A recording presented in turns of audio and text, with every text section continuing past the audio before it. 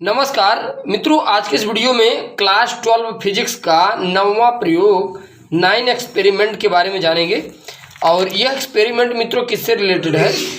दिए गए प्रिज्म के लिए आपतन कोण तथा विचलन कोण के बीच ग्राफ खींचकर न्यूनतम विचलन कोण तथा प्रिज्म के पदार्थ का अपवर्तनांक ज्ञात करना है। बात समझ में आ रही है? और मित्रों, यदि आप चैनल पर नए हैं, चैनल को आप जरूर सब्सक्राइब कीजिएगा। चलिए मित्रों, वीडियो को शुरू करते हैं। आप चैनल को सब्सक्राइब कीजिए। और ख़ास बात यह है, कई बच्चे हमसे इसका पीडीएफ मांगते हैं, तो हम आपको बताना चाहते हैं, आप हमारे चैनल के अबाउट सेक्शन में जाके वहां से आप लिंक नंबर है जहां से आप पीडीएफ परचेस कर सकते हैं। दिए गए प्रिज्म के लिए आपतन कोण तथा विचलन कोण के बीच ग्राफ खींचकर न्यूनतम विचलन कोण तथा प्रिज्म का अपवर्तनांक ज्ञात करना है। अब इसके लिए देखिए क्या क्या आवश्यक उपकरण हमें लेना है, क्या क्या ऑपरेटर्स रिक्वायर्ड की जरूरत है। ड्राइंग बोर्ड, बोर्ड पिन, सफ़ेद कागज, आलपीन, प्रिज्म, पैमाना, चांदा तथा पेंसिल। बात समझ में आ रही है? इतनी आवश्यक उपकरण चाहिए। क्या क्या आपको लेना है? ड्राइंग बोर्ड लेना है, बोर्ड पिन लेना है, सफ़ेद कागज लेना है, आलपीन लेना है, प्रिज्म लेना है, पैमाना लेना है, चांदा लेना है और पेंसिल लेना है। और मित्रों, यदि आप फिगर के शौकीन हैं, बनाना चाहते हैं, तो आप फिगर का स्क्रीनशॉट ले लीजिएगा, फिगर आप ड्रा कर लीजिएगा अपने कॉपी में।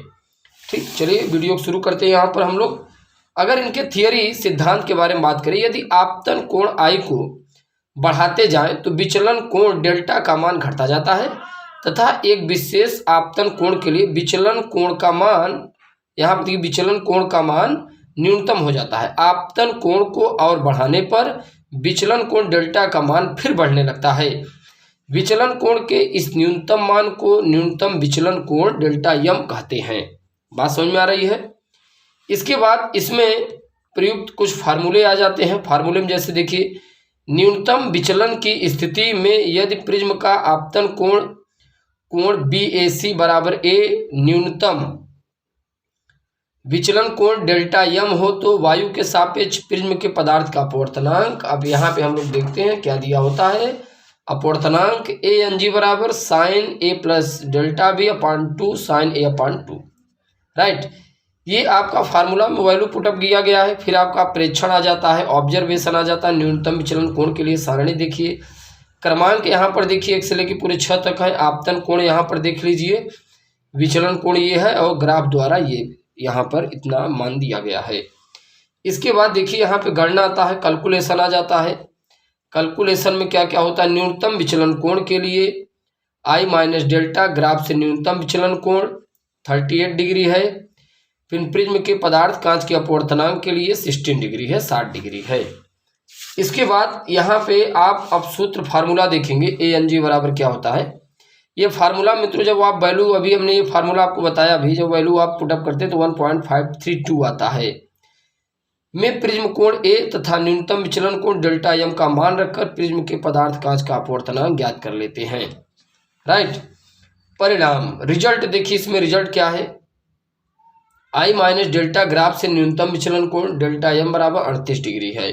वायु के सापेक्ष प्रिज्म के पदार्थ कांच का अपवर्तनांक 1.532, प्रमाणिक मान 1.5 होता है।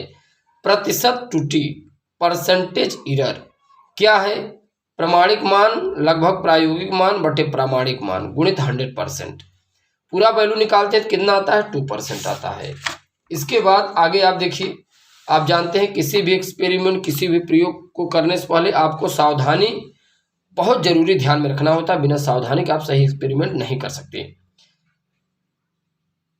प्रिज्म के अपवर्तनांक तलों को हाथ से नहीं छूना चाहिए, उसे सदैव कोरों से पकड़कर उठाना चाहिए। राइट, दूसरी बात, पिनों को दूर दूर तथा ऊर्ध्वाधर पर रखना चाहिए। पिनों की सीध उनके निचले सिरों से मिलाना चाहिए। पिन जो होते हैं उनके सीध को कहाँ से मिलाना चाहिए? निचले सिरे से मिलाना चाहिए। फिर क्या आ जाता है? I माइनस डेल्टा आरेख पूर्णतः निष्कोण वक्र खींचना चाहिए। कैसा मित्रों? निष्कोण वक्र, स्मूथ कर्व।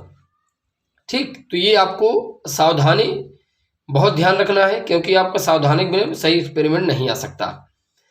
फिर आ जाता है संभावित त्रुटियां। पिनों को एक सीध में लगाते समय त्रुटि रह सकती है। देखिए, जो पिन होते हैं एक सीध में लगाते समय आपकी त्रुटि भी आ सकती है।